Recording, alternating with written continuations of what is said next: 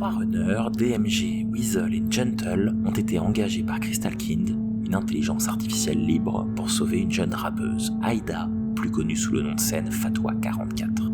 Après avoir écouté le concert, ils se sont incrustés à la Casbah, un salon de thé dans lequel a lieu l'after party. Ils sont prêts à improviser. Vous écoutez Jeux d'ombre, le podcast de partie de jeux de rôle dans l'univers Shadowrun. Produit par Ombre Portée 2.0. Donc vous observez un peu la scène. Alors l'espèce de serrage de pattes dure encore un peu 15 minutes avant que Aïda et Akimbo Nguyen montent sur scène. Je continue un peu le décor, mais vous découvrez un peu en écoutant une oreille que apparemment Naikida, la journaliste, a un rapport un peu de compétition avec la petite jeune qui s'appelle Penny Dreadful. Elles ont l'air de vraiment, ça c'est Gentle qui va le remarquer, elles se serrent la main, elles se font la bise, c'est pas comme des vieilles copines, mais en fait, tu vous rendez compte qu'elles se détestent fondamentalement. Penny Dreadful, elle travaille pour un truc qui s'appelle, je crois, Radio 44, qui est en fait une radio matricielle alternative, hein, donc très branchée quartier alternatif, etc., où en fait travaillait avant Naikida, et Naikida, elle, a rejoint, dans mes souvenirs, elle a rejoint une chaîne qui est sponsorisée par Demeco, qui est donc l'une des méga corporations AA d'Allemagne, très prédominante dans le milieu des médias. En fait, Demeco, ça veut dire Dutch Media Communication, genre. Ok, donc voilà pour ça, enfin voilà pour le décor. Ils montent sur scène, donc Akimbo et Fatwa 44 montent sur scène. Le concert ressemble à 2 gouttes d'eau à ce que vous avez vu. Hein. Donc vous avez effectivement Akimbo qui débarque, qui balance son gros tube Siktir Git, qui veut dire fuck you en turc. Ça c'est pas la foule en délire, parce que là c'est un peu les fans, donc c'est pas les fans, c'est un peu le milieu du musical, donc les gens sont un peu plus passifs en observant le truc. Il enchaîne avec Mout Alamak, la mort d'un imbécile, encore une fois le titre du morceau. Et puis là le duo avec Fatwa 44 commence, donc Aïda arrive sur scène, elle a l'air déjà beaucoup plus confiante, elle a l'air beaucoup plus à l'aise, elle a déjà fait une fois tout à l'heure, et puis là vous n'êtes pas les seuls à être venus lui dire « Oh t'es génial Aïda !» Donc du coup elle est un peu, remontée à bloc. Donc elle fait la chanson avec lui, et Fatwa 40, encore une fois la chanson s'appelle Fatwa Zwei Nunul Firfir, donc 2044. Alors encore une fois Fatwa c'est à prendre au terme loi, et en fait c'est loi 2044, donc c'est une référence à l'établissement de l'anarchie à Berlin. Jusque là tout se passe comme pareil, puis il doit être maintenant presque une heure et demie, 1h30 du matin quand cette partie du concert commence à se terminer, et là en fait, alors que la chanson s'arrête, alors qu'Akimbo Nguyen pose son micro et range ses flingues avec lequel il a encore fait le mariole, Aïda enchaîne un peu sur la lancée, elle commence à faire une chanson un peu improvisée. Alors là, pour le coup, on s'éloigne vraiment du style un peu rappeur et un peu mélange de R&B du futur, pour un truc plus lyrique et plus spontané. Et elle fait une sorte de chanson comme ça très touchante. Là vraiment sa voix prend toute son ampleur, et puis vous remarquez que dans la pièce, les gens ont l'air de vraiment réagir très très fortement à cette chanson. D'ailleurs toi, Weasel, qui a toujours un œil qui traîne dans l'astral, tu remarques effectivement que là pour le coup l'aura de Aïda se met à briller, et que le fait qu'elle a effectivement, je vous l'avais dit, qu'elle a des petits pouvoirs magiques, en gros c'est une adepte sociale, prend toute son importance. Tu vois effectivement des espèces d'aura d'énergie. En fait, visuellement, il y aurait presque... Alors, ce que je vais décrire fait un truc un peu creepy, c'est pas le cas en fait. Mais en gros, imagine qu'il y a des tentacules de mana qui émanent de Aïda et qui vont se connecter à tout le monde à travers la pièce. Et d'un seul coup, les gens sont un peu plus éblouis et saisis par ce qui se passe. Vous remarquez même... Alors, les personnages comme Naikira, qui sont... la meuf, elle est journaliste depuis 20 ans dans le milieu, donc elle a une énorme dose de cynisme qui la protège. Mais les gens qui sont plus jeunes dans le truc sont vraiment émus. Et même Gentle, t'aperçois que l'espèce d'assistante marketing là, avec qui t'as chatté, qui avait l'air d'avoir vraiment les dents de requin, là elle est tellement surprise et désarçonnée qu'elle se met un peu à avoir des larmes qui coulent des yeux. Elle regarde Aïda avec, comme si elle la découvrait, comme si elle la voyait pour la première fois. Elle est genre, oh, c'est incroyable, etc. Elle fait même tomber le comlink, me prendre des photos, quoi. Le comlink de Aïda qui prend des photos du concert, elle le fait tomber. Alors ce que vous remarquez aussi immédiatement, c'est que dans un coin de la scène, Akimbo Nguyen a l'air de pas du tout apprécier de se faire voler la vedette, par cette petite improvisation, ma foi, fort heureuse de la part de Aïda. Et alors, dernier détail de la truc, c'est qu'en fait, cette espèce de chanson improvisée a un texte qu'elle chante dans un allemand assez élégant et assez doux. Et en fait, le texte est une sorte d'allégorie indirecte sur la vacuité de l'existence dans le monde de Shadowrun 2080. Comment en fait on est prise entre une existence faite de consommation constante d'acquisition matérielle et que la vie est dévouée de tout sens spirituel et de tout sens un peu véritable. Et alors en fait de manière assez amusante, vous voyez que ça touche vraiment des gens et en fait vous vous demandez s'il n'y a pas des mecs qui vont poser leur dème demain pour aller élever des vaches dans les prés. Et donc ça dure quelques instants, elle arrête immédiatement, puis quand elle arrête, il n'y a pas un torrent d'applaudissements, mais encore une fois, le public, c'est un public de critique, hein, donc les mecs qui sont là pour regarder la musique en sirotant un cocktail, bah là pour le coup tout le monde regarde, et puis il y en a quand même quelques-uns qui lancent à faire un petit clappement, puis deux clappements, puis il y a un peu un applaudissement. Pareil, ça ne fait que crisper le visage de Akimbo Nguyen. Sadr aussi a l'air assez énervé par ce qui s'est passé, vous savez pas très bien pourquoi, mais en tout cas là, à la fin de cette prestation, Sadr, Aïda et Maki Bonuen vont un peu dans ce qui est la loge pour artistes. Je vous regarde sur le plan où est-ce qu'elle est. Tukoutouk, Mitabater. Donc la pièce numéro 15, qui est où? Qui est en bas. Ouais, donc il quitte l'atrium, il se dirige vers l'escalier que vous avez repéré les mecs qui passaient, et en fait ils descendent en bas et ils vont aller dans la pièce numéro 15 sur le plan en bas à droite, qui sert un peu de backstage. Vous en fait vous avez un truc qui vous avantage, c'est que finalement l'assistante marketing ayant été tellement surprise par la prestation d'Aïda que alors que le groupe s'en va, au lieu de partir avec eux, elle est en retard, et donc immédiatement elle ramasse ce comic, elle reprend ses affaires et puis elle cherche du regard gentle qu'elle te voit, à moins que tu te caches, elle te voit immédiatement et elle te fait signe en disant venez, c'est maintenant pour l'interview. Ah bah je la suis tout de suite. Alors tu la suis seul, on est d'accord, hein. Je pense que DMG tu n'es pas supposé être avec lui, donc c'est que toi qui suis pour l'instant, on est d'accord. Moi je demande à Gentle s'il veut que je l'accompagne, enfin je lui demande par comlink interposé, s'il veut que je prétexte être un assistant ou un truc comme ça, ou... Non, je pense pas, mais reste pas loin.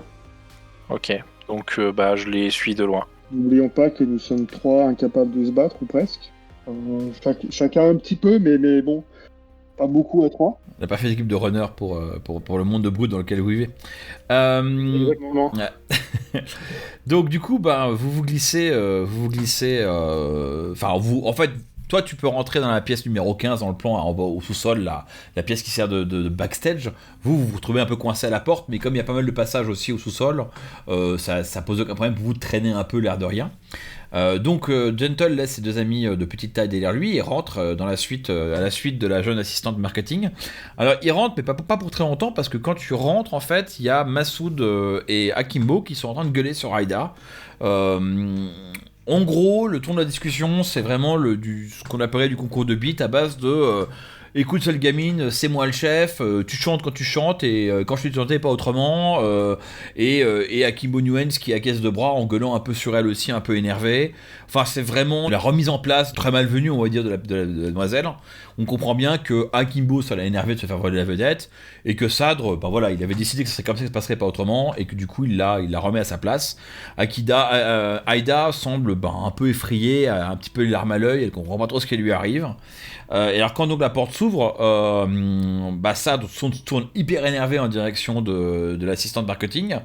Alors elle, un peu gênée, elle dit Sadr, c'est le monsieur. Elle fait ta gueule et dehors. Et donc du coup, là un peu emmerdée, elle recule immédiatement, elle t'invite à reculer, puis elle ferme la porte, elle fait excusez-moi. Est-ce que j'ai le temps de déposer discrètement mon drone qui normalement devait pas être loin parce qu'il devait suivre Aïda? Sans problème. Est-ce que j'ai eu le temps de le récupérer et au moment où on rentre, avant de me faire jeter, est-ce que j'ai le temps de réaliser que vu que ça gueule, je risque de pas rester longtemps et donc je peux le poser? Sans problème. En fait, la porte, tu pourrais même si t'avais pas réussi à le poser à l'intérieur, il pouvait passer sous la porte. Donc de manière, le problème se pose pas. Donc tu le déploies ton drone. Du coup, t'as une petite vidéo du petit quart d'heure d'engueulade sur Aïda qui se met un peu à chouiner, Sadr qui fait le méchant. Alors il y a un petit moment quand même où Adriana White, un peu sympathiquement, va aller essuyer les yeux de Aïda pour pas qu'elle ait un peu le visage tout pouffi. Mais voilà, et donc effectivement, vous voyez que peut-être qu'elle a pas tort, Crystal King, on va dire ça comme ça. Il est maintenant quasiment 2h du matin, Et après avoir pourri Aïda, en gros, grosso modo, Sadr et ses 2 gardes du corps ressortent du backstage pour retourner un peu faire... Alors pareil, quand ils sortent les portes du backstage, le visage de Sadr, qui était pétri de colère, est devenu maintenant tout souriant, et puis il est parti faire son VIP, enfin son truc relationnel. Là, c'est vraiment la partie... c'est voilà, le concert est fini, la punning est finie, les gens vont rester encore un peu prendre des coups et des machins, mais là, c'est la partie vraiment networking, on va dire. Qu'est-ce que vous faites ? Alors du coup, Aïda, elle ressort, elle, ou... Ah oui, bonne question, effectivement. J'aurais dû... Oui, alors Aïda, Hakim Bonyuen va ressortir en première. Et en fait, là, tu vois que la petite meuf marketing qui t'avait emmené ici, du coup, reçoit un message dans son comlink, rentre à son tour dans le backstage et en gros prend Aïda par la main et la ramène un peu dans le public. Alors, elle est un peu... On sent bien qu'elle est un peu... un petit peu choquée par ce qui lui est arrivé. Elle est pas en larmes, hein, mais elle s'est fait un peu pourrir alors qu'elle ne s'entendait pas trop. Et du coup, elle est poussée vers la meuf marketing qui remonte à l'étage et qui va un peu la montrer, on va dire, aux différents autres journalistes. On va dire que là, elle va réussir à avoir une interview avec du coup Naikira, qui n'a pas réussi à lui parler avant le concert, va être la première à lui parler, et puis voilà quoi. D'accord. Je voulais essayer de les croiser par hasard, complètement fortuitement, quand ils arrivaient en haut de l'escalier. Vu que j'avais le drone ici, je vais pouvoir timer mon truc. Et pour essayer justement de la croiser et d'avoir mon interview en premier.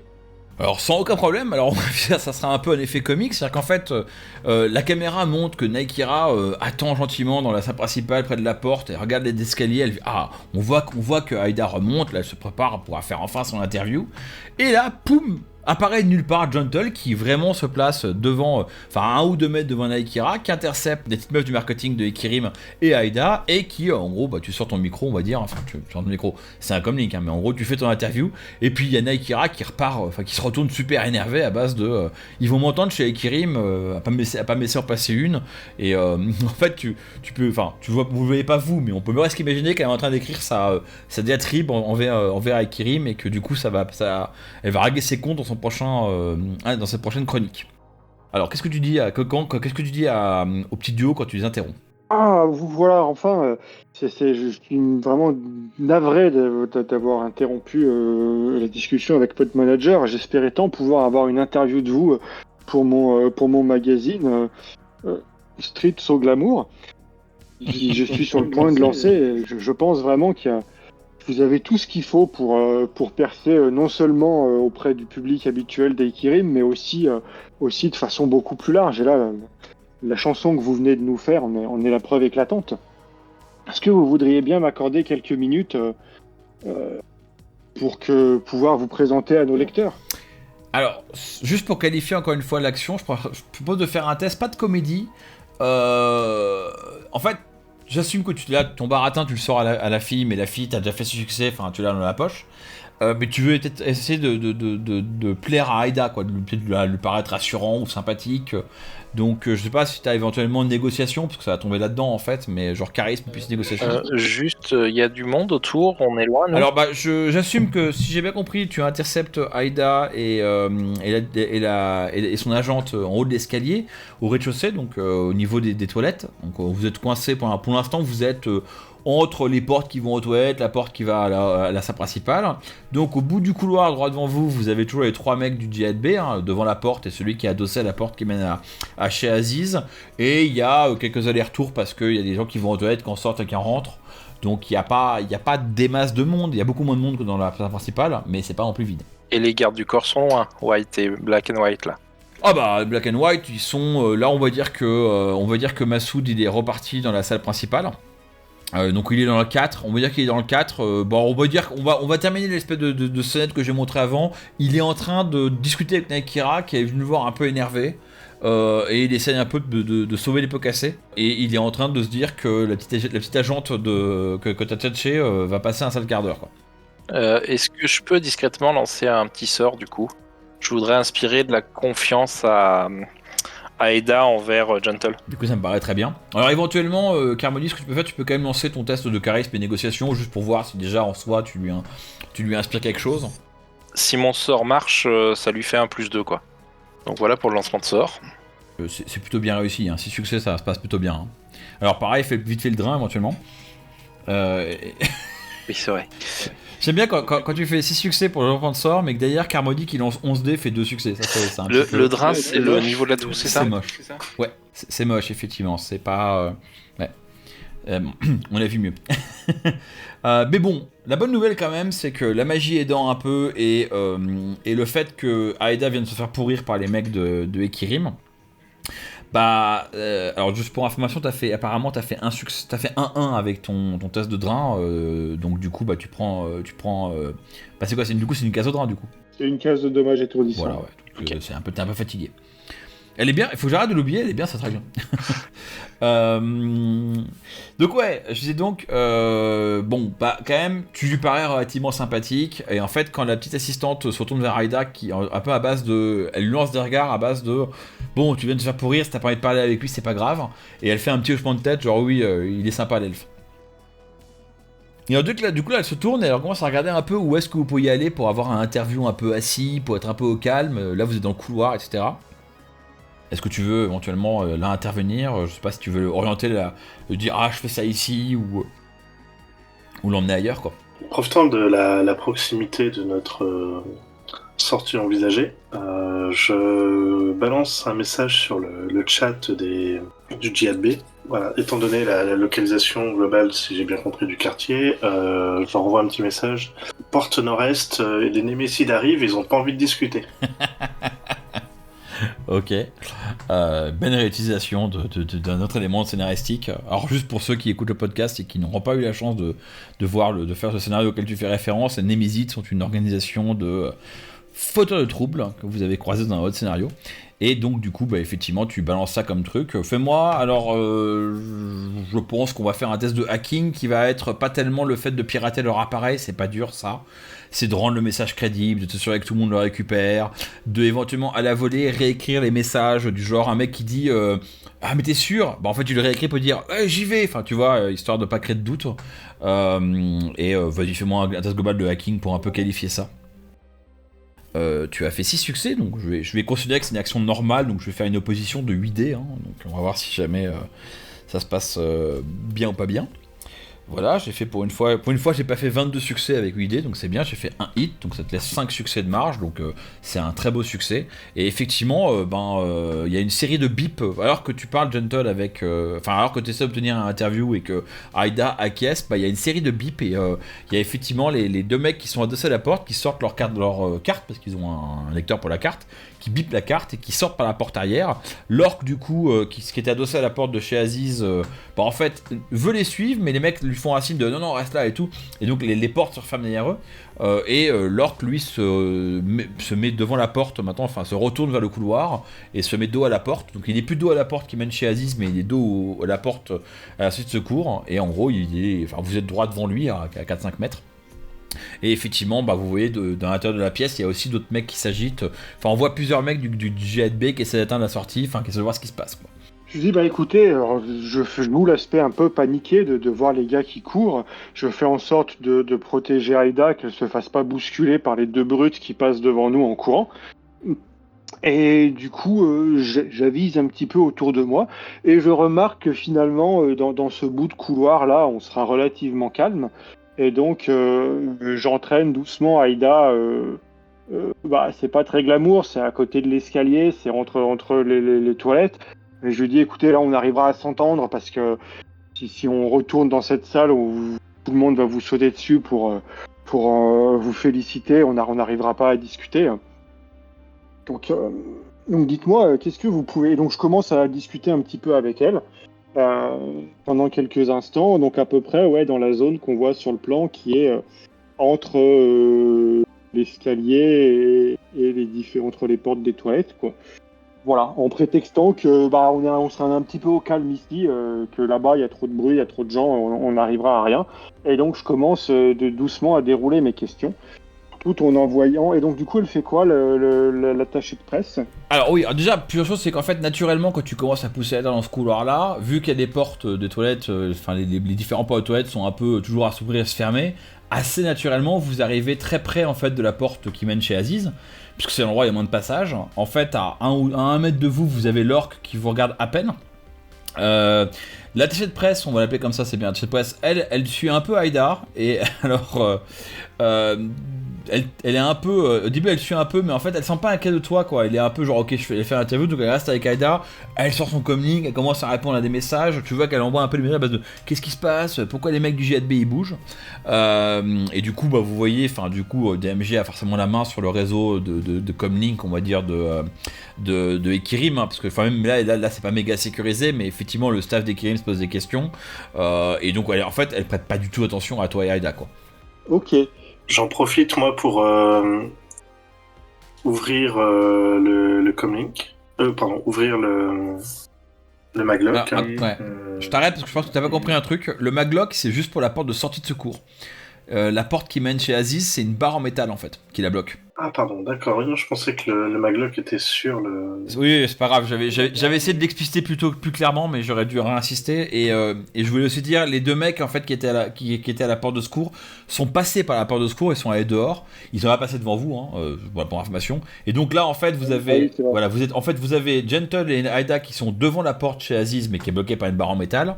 Et juste à côté de Gentle et de Aïda, vous avez l'orque, le dernier garde du JADB qui est adossé à la porte de secours, et juste devant, enfin alors assumant que vous deux, les nabos entre guillemets, vous êtes encore près de l'escalier, entre vous et Gentle, vous avez la attachée de presse. D'accord, donc la barre en métal gêne la porte, mais comme elle s'ouvre vers nous, ça devrait permettre d'ouvrir. Donc je vais hacker le comlink de l'attaché de presse pour envoyer un message incendiaire de Massoud en lui disant... Qu'est-ce que tu fous? J'ai besoin de toi, tu viens tout de suite. Ramène-toi, même toute seule, c'est urgent. Ok, alors pareil, je vais te demander de faire un test de hacking pour un peu qualifier ça. Alors comme tu as déjà bien réussi, je vais aussi te faire une résistance qui sera un peu moins de ce coup-ci, qui sera à 6 succès. On va dire que tu as les marques en place pour ça et tout. Je suis pas sûr d'avoir compris, par contre, du coup, la porte qui mène directement dans la boutique, on a une chance de l'ouvrir ou pas? De là où on est? Elle est bloquée par une barre en métal, la porte qui mène dans la boutique, parce qu'elle n'est pas utilisée en fait. Hein. Encore une fois, c'est vraiment, ils ont pas muré la porte, quoi, mais elle n'est pas utilisée. Ouais, mais la barre en métal, elle est à l'intérieur de la boutique ou de notre côté? En gros, est-ce qu'on peut l'enlever, rentrer ou pas? Non, elle est de votre côté, sinon vous l'aurez pas vu sinon. C'est ça. Vous pouvez pas savoir qu'il y a une barre en métal. Faudrait faire le tour pour rentrer dans la boutique pour espérer. Non, tu as. Non, la porte s'ouvre vers nous, donc la barre en métal est de notre côté. Sinon, vous l'avez pas vu. Je vous aurais pas dit qu'il y avait une barre en métal si vous voulez. D'accord, donc on peut l'ouvrir en gros. Ah oui, il faut juste soulever la barre en métal. Alors le truc, c'est que tu vas soulever la barre en métal devant l'orque du JADB qui va bien demander ce que tu fais, quoi. Mais en gros, il suffit de la soulever et la porte est ouverte. Non, c'était juste pour être sûr d'avoir bien compris. Ça me paraissait trop facile. Mais ok. C'est pas tant la porte que l'orque du JADB qui vous pose problème pour l'instant. Ouais. Alors.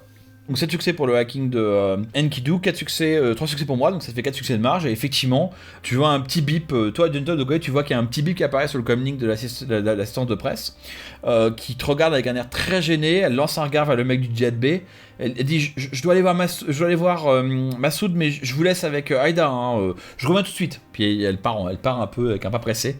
Alors évidemment, elle a lancé un petit regard au mec du JADB qui te regarde, avec c'est un gros orque bien musclé, hein, qui te regarde un peu avec une expression à base de fais pas le malin fagot d'elfe, sinon je t'en déboîte une. Mais bon, il n'y a plus que lui maintenant.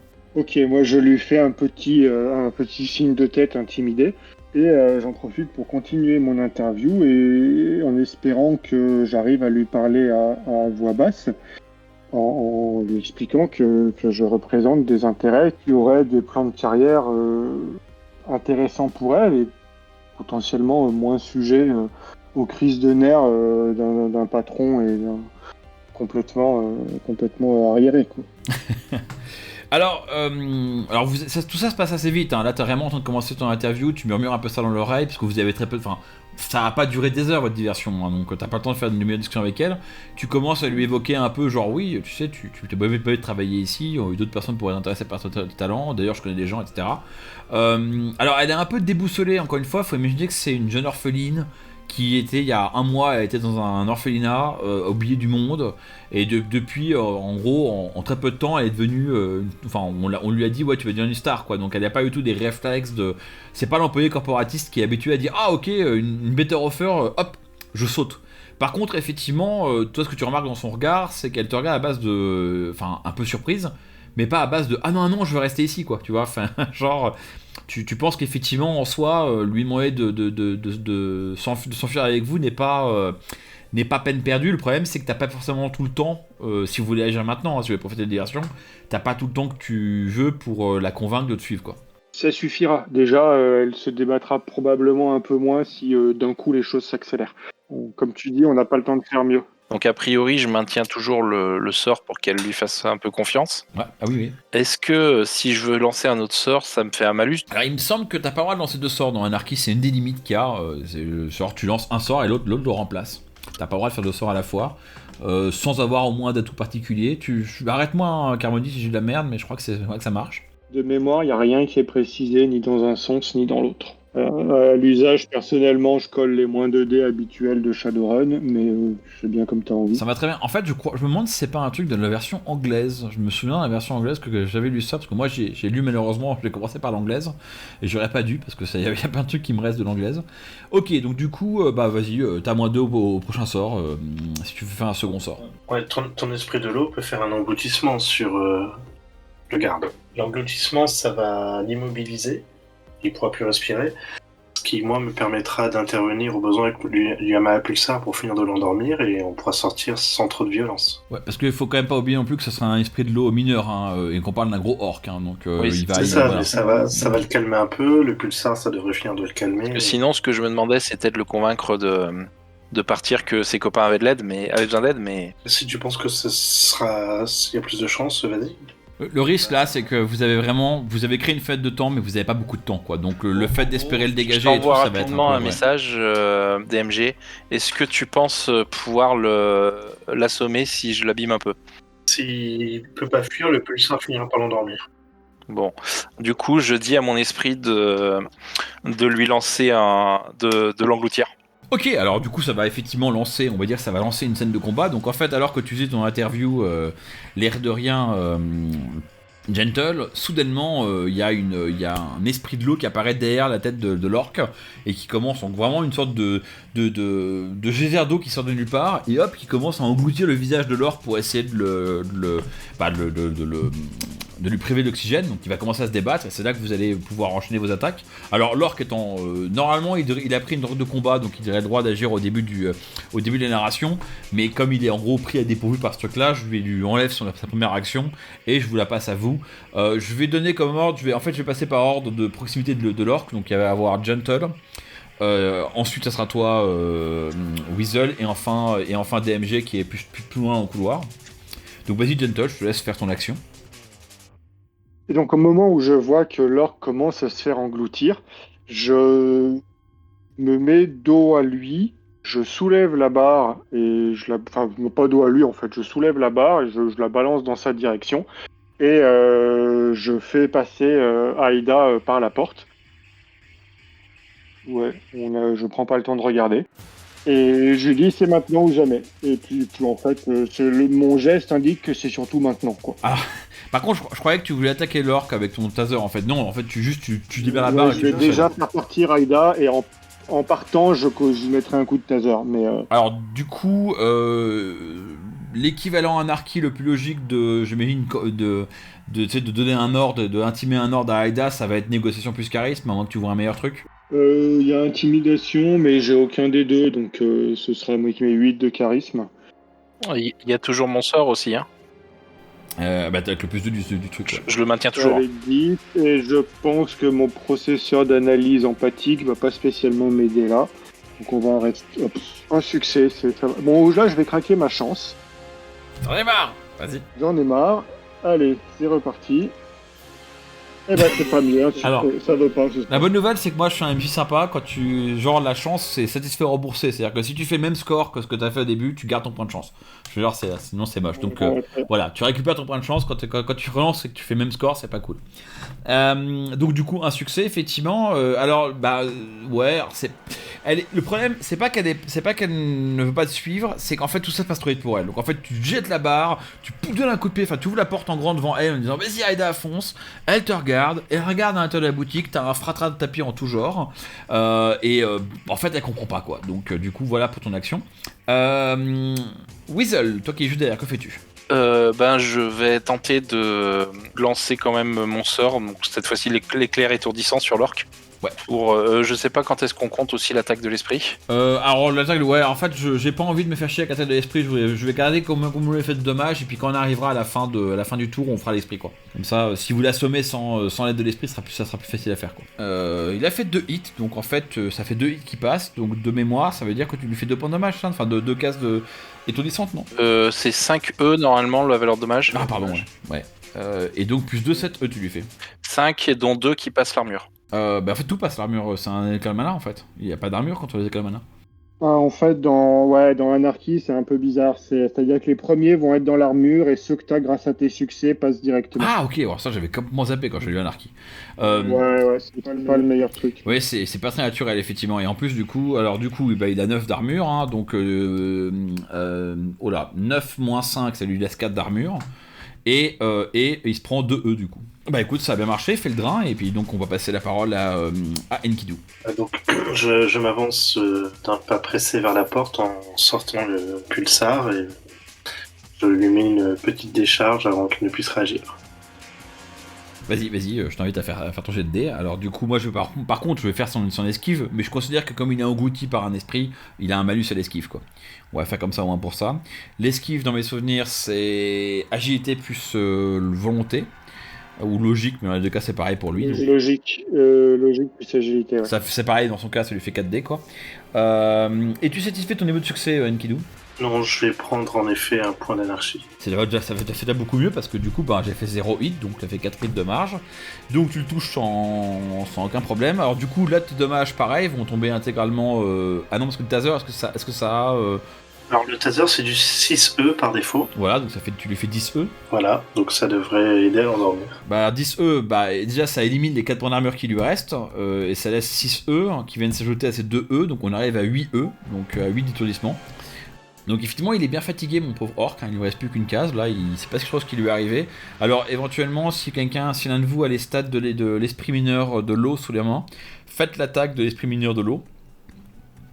Pour voir un peu s'il a touché l'orc, au-delà du fait d'appliquer son pouvoir d'engloutissement. Donc c'est une attaque de corps à corps. Ouais. Donc il a 5 en agilité, donc il a 8 dés en corps à corps. Voilà, du coup je vais faire lance les 8 dés l'un de vous deux lance les 8 dés du corps à corps et moi je vais préparer sa défense qui sera de 3 parce que j'applique dans Anarchy la règle de Shadowrun 5 qui décrémente la défense par le nombre d'attaques subies.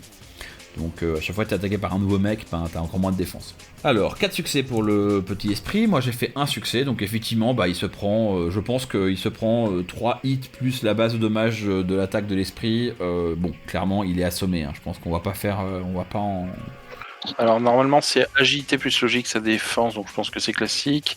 Et la cible est immobilisée, ne peut plus respirer, et c'est 2 le dommage de base, qui contourne l'armure. Voilà, 2 E, donc ça fait 5 E de dommage, il a plus d'armure, donc il se prend 5 E directement, donc il est immobilisé, il est assommé, et il peut plus respirer, mais de toute façon il est assommé, donc voilà, pour une narration qui s'est mal déroulée pour mon pauvre orc, mais qui s'est plutôt bien déroulée pour vous, c'est une bonne nouvelle.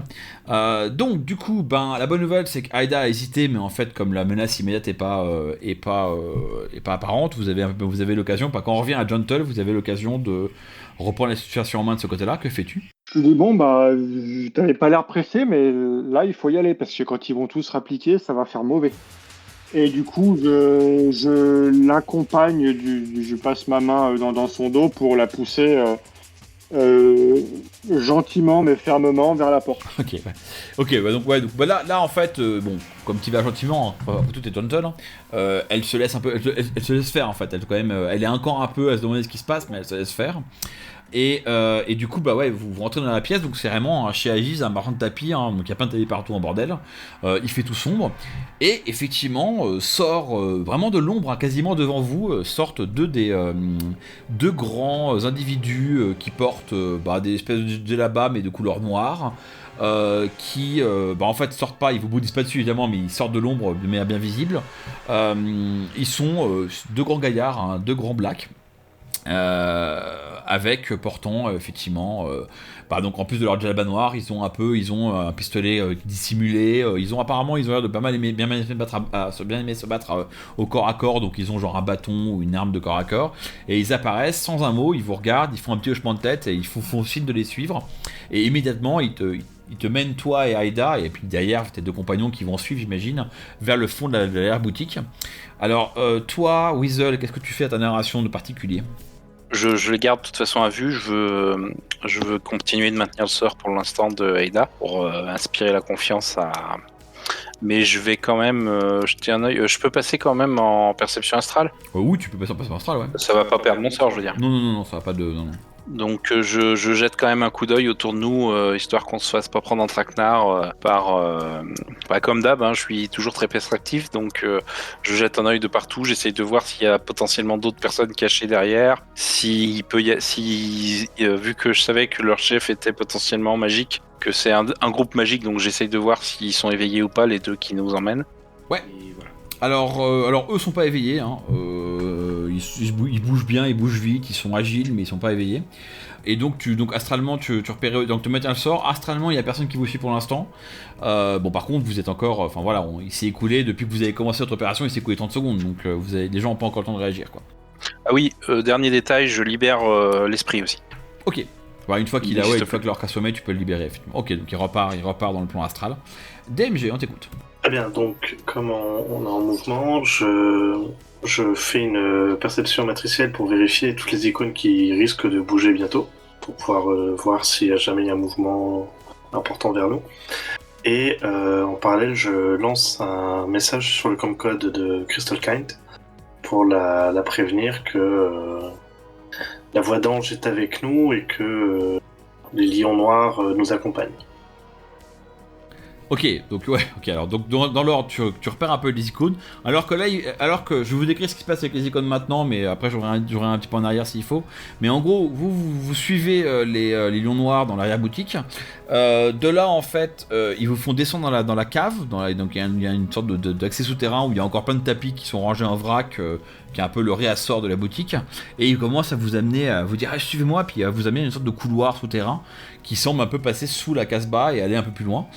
Toi à ce moment-là, c'est que tu réalises que les icônes que tu as encore en vue de tous les différents mecs du JB que tu as tagués commencent à se regrouper et à s'approcher de la direction de la porte que vous avez prise, hein. Évidemment, l'alerte a été donnée, hein. Il y a quelques mecs qui vous ont vu faire ça, donc il faut pas beaucoup de temps pour que les gens réalisent que Aïda a disparu et qu'elle est partie par la porte de la boutique.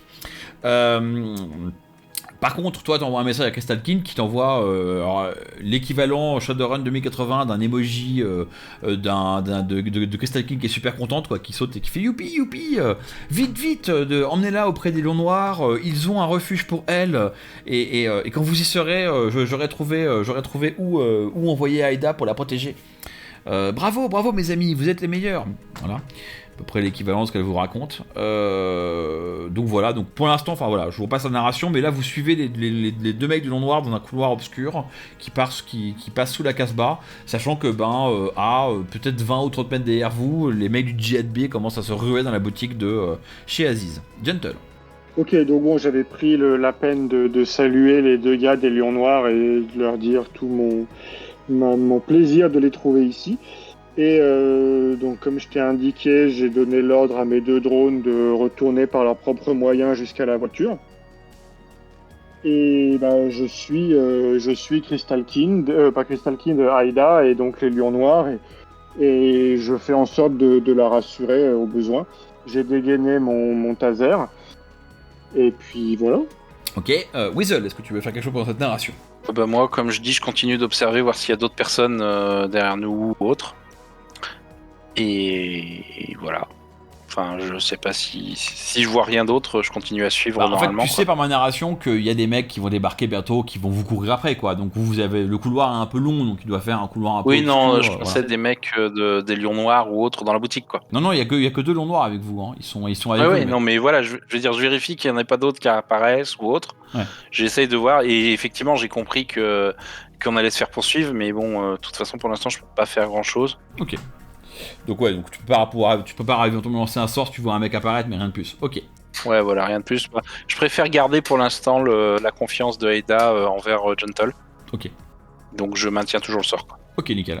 Du coup, DMG, est-ce que tu as fait quelque chose alors que vous filez dans le couloir, quelque chose de préventif éventuellement? Alors, je suppose que comme nous sommes en sous-sol, il y a des éclairages électriques, ce genre de choses.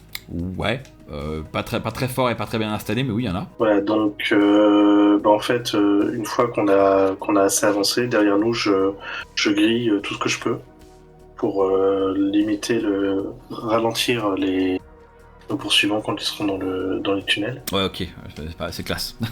Du coup, fais-moi un test de hacking pour ça. Hein. C'est pas très dur, hein. Je vais faire une résistance de 6 pour les différentes devices que tu attaques. Évidemment, j'ai fait 2 hits. Alors, je t'ai pas laissé le temps de éventuellement relancer ton test de hacking. Est-ce que tu veux dépenser un point de chance pour relancer ton test de hacking? Ouais, je vais le faire. Non, parce que c'est pas tant que c'est critique, c'est juste que c'est frustrant sinon. Effectivement, c'est bien joué, donc ça fait 4 succès. Merci. Voilà. Donc effectivement, ouais, à la fin de ta narration, il y a quelques mecs du Jet B qui débarquent, qui commencent à vouloir pointer les flingues pour vous tirer dessus en vous disant arrêtez vous bande de connards. Et du coup, là tu fais surchauffer les lumières qui sont autour, et donc toutes les lumières autour au début du couloir elles leur explosent la tête, et donc ils se mettent à couvert. Putain, c'est quoi ce merdier? Alors par contre, la mauvaise nouvelle, c'est que quelques instants après que tu as fait ça, tu vas voir un par un les icônes des différentes comlinks, des différents mecs que vous avez tagués disparaître, parce qu'en fait ils vont rebooter leur comlink, quoi. Il y a un mec qui va crier putain ils ont un décaire, ou ils ont un hacker, et du coup clac, ils vont commencer à rebooter leur comlink. Mais bon, au moins ça les retarde à la fin de ta narration. Alors vous continuez à courir, donc vous avez retardé les mecs qui sont derrière vous, qui sont plus qu'à une dizaine, ou peut-être une quinzaine de mètres derrière vous. Mais là vous arrivez au bout du couloir en fait, et alors que vous arrivez au bout du couloir, les mecs du JB, les mecs des Longs Noirs vous ouvrent les portes battantes qui donnent en fait, qui remontent dans une cour.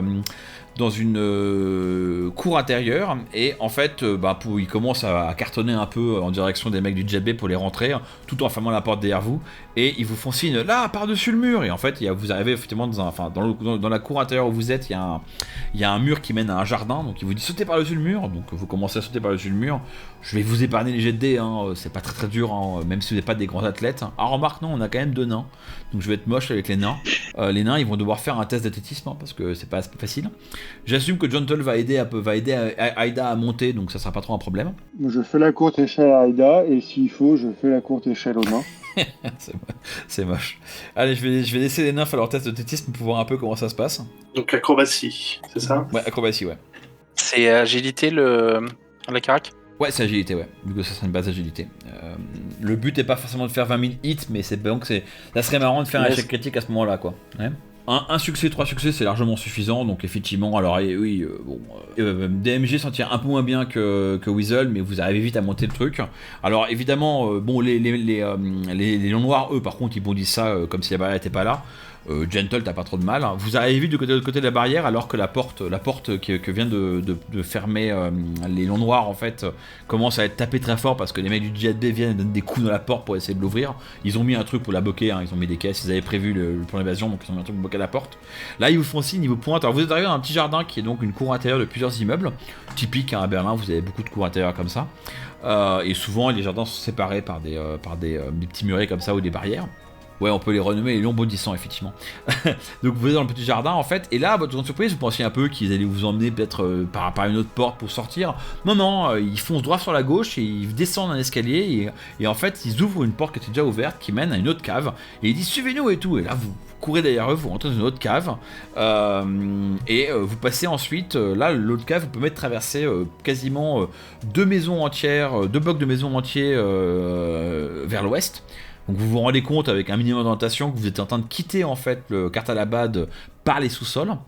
Et aussi la bonne nouvelle, c'est que en fait ils ont agi tellement vite que quand les mecs du JB abattent les portes, ils savent pas où vous êtes, et en fait ils vous suivent pas immédiatement, en tout cas, ou ils prennent beaucoup de retard. Et donc finalement vous émergez, quelques minutes plus tard, vous émergez de l'autre côté d'une cour intérieure à l'aide de caves qui communiquent en fait, et vous débarquez dans une petite cour intérieure, encore une fois entre plusieurs immeubles, et là vous attend un magnifique camion frigorifique, pas en très bon état, de la marque Audnur, qui est une marque locale. C'est un camion. Pardon, le camion c'est un Kamakeshi, ouais. Et en fait, c'est Audnur, je crois que dans mes souvenirs, c'est une marque de. Comment ça s'appelle ? de kebab, en fait, de petites boutiques où on peut acheter des kebabs. Donc en fait, c'est un camion de livraison haute dure, et là, il vous faut monter, il fait montez vite à bord et tout. Donc montez à bord du camion, qu'on a vu des meilleurs, et le camion commence à rouler tranquillement et à vraiment s'éloigner complètement de Kartalabad. Alors quand vous regardez par la fenêtre du camion frigorifié, vous passez au ras des portes du Creuse Bazar. Sur votre droite et sur votre gauche, vous avez le quartier de Kartalabad, et vous pouvez même voir qu'en fait il y a beaucoup d'agitation à la porte ouest, puisque c'est là que les mecs du Diable sont sortis, un peu en mode panique, essayer de vous repérer, essayer de repérer ce qui se passe. Il y a des mecs qui montent sur leur moto, enfin c'est un peu la panique. On sent qu'ils sont un peu en train de chercher à vous arrêter, mais ils savent pas où vous êtes, donc voilà. Et donc avec un peu on va dire un phénomène presque amusant, votre camion passe, enfin il y a 2 motos qui passent devant votre camion à la recherche des mecs qui ont piqué Aïda, et puis ils se rendent pas compte que le camion de Nur qui est là contient Aïda. On peut conclure cette partie de la scène, à moins que vous vouliez rajouter quelque chose. Non, moi j'attends juste que mes 2 drones aient rejoint la voiture pour l'envoyer dans la même direction que nous. Ouais, tu reçois, ça sera. Les drones vont prendre beaucoup de temps à atteindre la voiture, qui va devoir repartir elle-même. Alors la voiture, tu l'avais rentrée dans Kartalabad ou pas ? Au final, ouais, on avait dit qu'elle était 2 ou 3 blocs plus loin. Ça va être compliqué qu'elle parte tout seule sans pilote, tu vois, ça va être un peu suspicieux, tu vas être un peu obligé de la laisser pour l'instant à Kartalabad et de trouver un moyen de la ramener plus tard. Donc ouais, enfin tu peux forcer le portail, hein, quand la porte est ouverte, tu peux y aller à fond avec la voiture pour qu'elle sorte en forcing, mais tu te dis qu'envoyer la voiture sans pilote alors qu'il y a une opération de runner, c'est un peu, tu t'inquiètes que ça se voit en fait. Ouais, mais je le ferai plus tard dans la nuit, une fois que les choses seront calmées.